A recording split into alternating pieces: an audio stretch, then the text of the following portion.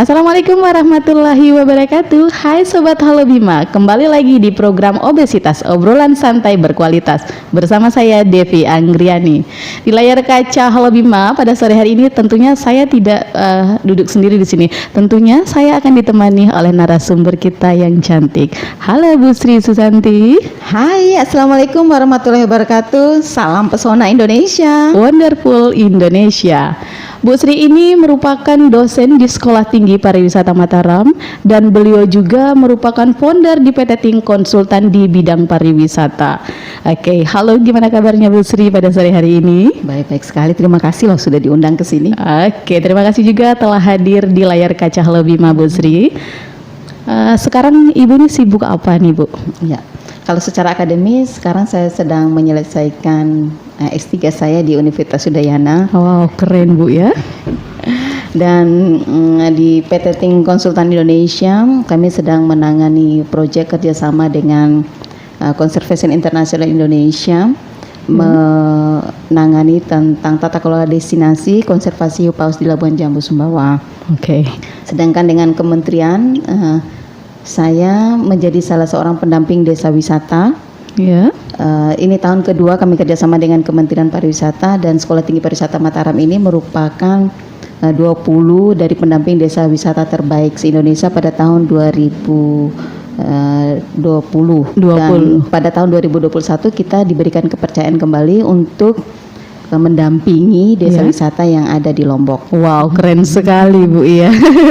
Ini Sobat Halo Bima, beliau ini merupakan putri asli dari daerah Bima nih.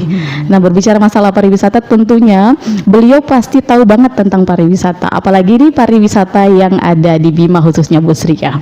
Oke, berbicara masalah pariwisata, apa sih menurut Ibu pariwisata itu Bu? Oke. Pariwisata kalau kita melihat secara terminologis ya, itu berasal dari bahasa Sanskerta, pari dan wisata. Pari itu artinya kegiatan yang dilakukan secara berulang-ulang atau berkali-kali.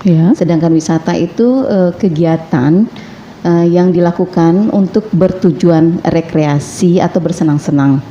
Nah, kalau dilihat secara etimologis tersebut, pariwisata itu kegiatan yang dilakukan secara sadar, berulang-ulang. Nah, tujuannya itu untuk menghilangkan stres, untuk menghilangkan kepenatan, atau untuk mencari hiburan lah, menghilangkan kejenuhan dari rutinitas kita. Tapi kalau berdasarkan Undang-Undang Kepariwisataan nomor 10 tahun 2009, yang dimaksud dengan pariwisata itu merupakan kegiatan perjalanan yang dilakukan oleh seseorang atau sekelompok orang yang bertujuan untuk rekreasi, untuk pengembangan pribadi, atau mempelajari keunikan daya tarik yang ada di suatu daerah, dan dilakukan untuk sementara waktu. Nah, berdasarkan definisi tersebut kita bisa melihat ciri-ciri atau karakteristik dari pariwisata itu. Yang pertama bahwa industri ini bertujuannya hanya semata-mata untuk bersenang-senang, tidak mencari nafkah. Pada saat orang tersebut melakukan perjalanan, ada niat untuk kembali lagi ke negeri asalnya. Jadi mereka tidak berencana untuk menetap di suatu daerah tersebut. Untuk menjadikan suatu daerah itu sebagai daerah tujuan wisata, itu minimal mereka harus memenuhi 3 syarat. Yang pertama ada attraction-nya, ada atraksinya. Jadi ada sesuatu yang bisa dilihat, dilakukan, dipelajari oleh wisatawan selama mereka berada di sana. Terus yang kedua aksesibilitasnya, keterjangkauan daerah tersebut. Keterjangkauan ini maksudnya bisa dicapai lewat darat, laut, udara.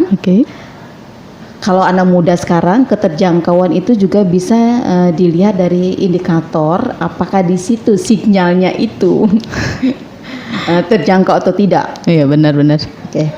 Berikutnya ada amenitiesnya, ada sarana dan prasarana. Nah, saya melihat Bima sekarang, kalau dari segi aksesibilitas kita sudah memiliki bandara internasional, sudah ada bandar udaranya. Jadi dari aspek aksesibilitas ya lumayan bagus lah. Di beberapa destinasi ini berkat adanya dana desa ya, hampir setiap destinasi itu bisa dijangkau oleh jalan yang sudah mulus. Ya. Jadi salah tuh kalau ada yang menyatakan bahwa Bima itu terpencil. Padahal kita udah hampir terjangkau semuanya. Signal juga bisa kita dapatkan di mana-mana. Ya. Oke, dari segi amenitas, jadi dari segi amenitasnya kita masih sangat minim sekali nih, Mbak Devi. Iya. Oke, yang dimaksud dengan amenitas di sini adalah sarana dan prasarana penunjang pariwisata. Okay. Nah, sarana dan sarana penunjang pariwisata ini kalau menurut United Nations World Tourism Organization pada tahun 2008, bahwa industri pariwisata itu meliputi yang pertama ada hotel atau penginapan ya, ada restoran, ada travel agent, ada industri kreatifnya. Oke, ada transportasinya. Nah, Bima ini masih sangat minim sekali. Jalannya udah bagus, tapi alat transportasi publiknya masih sangat minim sekali. Okay. Berikutnya kita sudah punya beberapa hotel dan restoran, tapi standarnya masih sangat rendah sekali travel agent masih bisa dihitung dengan jari kiri, tidak sampai dengan jari kanan. Belum lagi ekonomi kreatifnya, adalah beberapa tenunan dan sebagainya, tapi khusus untuk souvenir itu masih sangat rendah sekali. Masih sangat rendah sekali. Orang mau bawa pulang misalnya sarung Bima yang cantik seperti dikenakan Ibu Devi ini, terima harga 500 sampai 700 masih berpikirlah untuk jadikan sebagai oleh-oleh. Tapi misalnya kalau dijadikan sebagai industri kreatif, gantungan kunci, kalung seperti yang saya kenakan begini atau bandu dengan harga yang terjangkau, mungkin itu pasti lebih banyak dibeli oleh wisatawan. Oke. Nah, berikutnya yang menjadi poin di destinasi pariwisata Bima adalah segi atraksi. Atraksi itu yang ada di sana baru something to see, sesuatu yang bisa dilihat. Jadi yang bisa dilihat di sini bisa atraksi wisata budaya, wisata alam maupun the way of life, cara hidup masyarakatnya. Tapi untuk something to do, sesuatu yang bisa dilakukan di destinasi pariwisata itu masih sangat rendah. Kita bisa melihat bagaimana keadaan destinasi pariwisata yang ada di Lawata lah sebagai ikon yang Bima ya. Iya, benar-benar Lesri. Di sana kita bisa melihat hanya Teluk Bima saja. Dengan potensi yang ada tuh mestinya ada aktivitas untuk banana boat. Oke. Untuk mungkin untuk banana boat itu sendiri, Sobat Halo Bima, ini sudah ada Bu Sri ya. Iya. Memang beberapa hari ini yang menurut kami yang kami lihat itu sudah ada atraksi yang seperti itu, sudah diberlakukan juga di Pantai Lawata khususnya Bu. Iya. Bagus nih. Iya. Ini informasi yang sangat menarik sekali. Jadi atraksi wisata air yang memperhatikan safety, yang mampu membuat wisatawan betah berada di destinasi tersebut, yang mampu wisatawan bisa mengeluarkan uang sebanyak-banyaknya di destinasi wisata, itu adalah something to do, sesuatu yang bisa dilakukan di situ. Oke.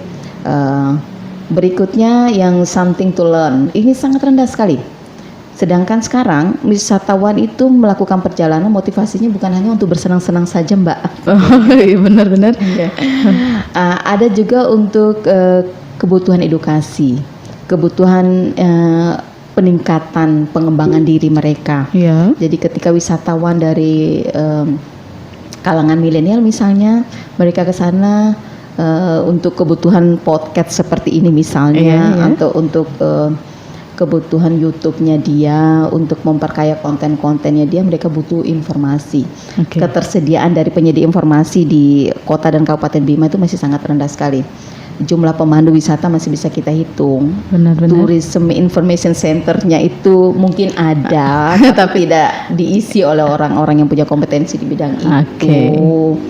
Itu juga menjadi catatan yang mestinya menjadi koreksi buat kita bersama, Bu.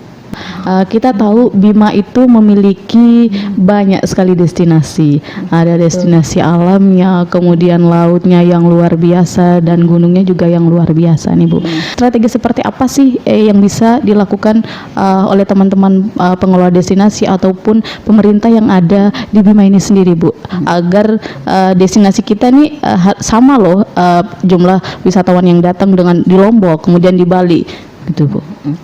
Yang pertama pastilah ya, peningkatan kualitas sumber daya manusia. Kata kuncinya itu saja. Dengan sumber daya manusia yang terampil, pasti mereka bisa melakukan banyak hal.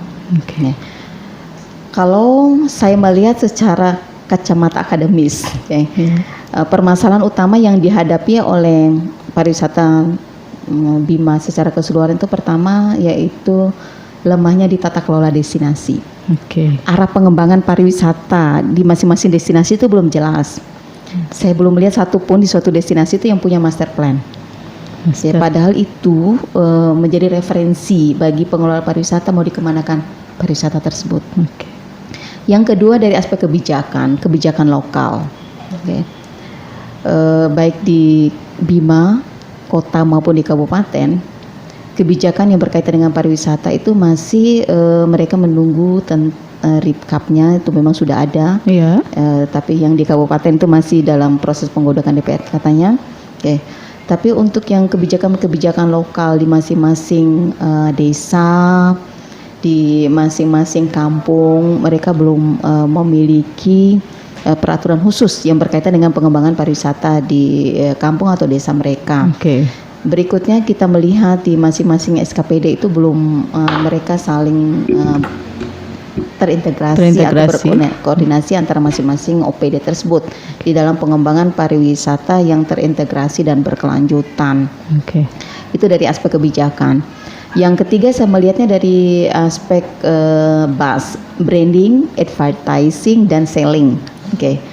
Kalau orang bertanya apa sih branding pariwisata Bima? Pasti jawabannya, pariwisata Bima itu adalah Teluk Bima atau wisata tepian air. No, that is not a branding. Itu bukan branding. Jadi ketika kita membicarakan tentang branding itu kita membicarakan tentang mental map. Wisatawan. Jadi ketika orang menyebut tentang pariwisata Bima, kalau brandingnya benar ya, pasti dengan seketika orang itu sudah mengklik di otaknya, yang dimaksud adalah Bima. Ini yang belum kita punya, which is saya sendiri belum bisa merumuskan. Jadi ini perlu pemikiran yang sangat komprehensif sekali untuk menentukan branding itu sendiri. Nah, sama seperti kita ketika kita berbicara tentang Pulau Dewata. Dalam mental mapnya kita itu pasti Bali. Pulau Seribu Masjid pasti Lombok. Benar. Serambi Mekah pasti Aceh. Nah, ketika orang bicarakan misalnya tentang kuda, apa yang dalam pikirannya Mbak Devi? Kalau berbicara masalah kuda, saya mikirnya, kalau saya kan memang saya asli Putri Bima, saya mikirnya kuda itu Bima, Bu. Yes, seperti itulah branding itu. Nah, ketika membicarakan tentang madu, dalam pikiran orang, madu ada juga di Sumbawa. Yes, di Sumbawa, that is a branding. Nah, jadi itu yang kita perlukan. Jadi harus ada satu frasa tertentu yang bisa membuat mental map pemikiran orang ketika kita membicarakan tentang pariwisata Bima itu yang langsung klik. Itu yang harus kita pikirkan bersama. Masalah yang berikutnya tentang promosi. Tadi baru branding. Kita belum memiliki branding itu. Bicarakan tentang advertising. Sekarang zamannya udah digital. Cukup dengan kita meng-hire Halo Bima saja, berapa ribu orang yang bisa mengakses tentang informasi pariwisata yang ada di Bima dan Kota Bima. Andaikan wali kota dan wali kota itu sepakatlah untuk meng-hire anak-anak muda kreatif di Halo Bima ini, saya bisa menggaransi betapa bombastisnya pariwisata yang ada di Kota Bima. Benar. Itu dari segi advertising. Bima itu tidak kalah. Kita berada di daerah segitiga emas pariwisata Indonesia. Diapit oleh Toraja, Labuhan Bajo, Lombok dan Bali. Benar. Kita berada pas di tengah-tengahnya. Saya melihatnya dari peluang investasi, Pak Devi. Apabila kita bisa menunjukkan potensi yang kita miliki, investasi akan datang dengan sendirinya. Apabila pemerintah daerah serius melihat ini merupakan suatu potensi, mereka akan membuat kebijakan yang pro pariwisata. Semua tempat ditata, dikelola sesuai dengan kebutuhan wisatawan, investasi itu akan datang. Ini benar sekali. Jadi investasi itu tidak perlu diundang. Tapi mereka akan datang dengan Mereka akan sendirinya. melirik Oke. potensi apa yang dimiliki oleh suatu destinasi pariwisata. Di Bima, investasi yang kemungkinan dan berpeluang besar untuk kita lihat yang pertama dari sektor akomodasi. Hotel berbintang itu belum ada loh di Bima. Iya, benar-benar Bu Sri. Padahal wisatawan yang datang ke Bima itu hilir mudik tidak pernah berhenti. Para birokrat yang melakukan kegiatan pemerintah di Bima itu tidak pernah henti. Orang Bima yang berada di luar daerah tidak pernah mereka lupa dengan tanah kelahiran dan orang tuanya. Iya. Mereka tidak pernah berhenti untuk pulang ke daerah Kampung asalnya. halamannya, benar Dan mereka sekali. butuh tempat yang nyaman untuk mereka tinggali. Jadi investasi di bidang akomodasi ini sangat tinggi sekali, berpeluang besar. Begitupun juga dengan di bidang food and beverage service, di pengolahan makanan. Benar. Kita masih butuh restoran yang representatif, rumah makan yang nyaman, Benar-benar. tempat yang sangat nyaman untuk kita tempati bersama keluarga-keluarga kita Iya. pada saat kita berada di destinasi. Nah, kalau dulu Bima ini sebagai daerah transit, Iya, wisatawan yang akan mengunjungi Labuan Labuan Bajo. Jadi rutenya mereka itu dari Bali, Iya. Lombok, transit di Bima, Bima. untuk menuju ke Labuan Bajo. Nah, mestinya peluang ini harus kita raih nih. Iya, benar-benar. Untuk wisatawan asing, saya lebih setuju jika pariwisata Bima ini dijadikan sebagai daerah transit. Tapi untuk wisatawan lokal dari Bima, Dompu, Sumbawa, kita jadikan sebagai daerah tujuan wisata utama. Nah, Sebagai daerah tujuan wisata utama maupun sebagai daerah tujuan transit, ini memiliki karakteristik yang berbeda di dalam treatmentnya. oke Bu Sri. Nah, Oke, luar biasa sekali ini ya. Seharusnya peluang-peluang seperti itulah yang bisa kita tangkap, apalagi kita nih semua asli Bima, Bu. Baik, Sobat Halo Bima, demikian perjumpaan kita pada sore hari yang berbahagia ini dengan narasumber kita yang ahli dalam bidang pariwisata. Oke, terima kasih Sobat Halo Bima. Demikian perjumpaan kita pada sore hari ini. Wabillahi taufiq wal hidayah. Wassalamualaikum warahmatullahi wabarakatuh.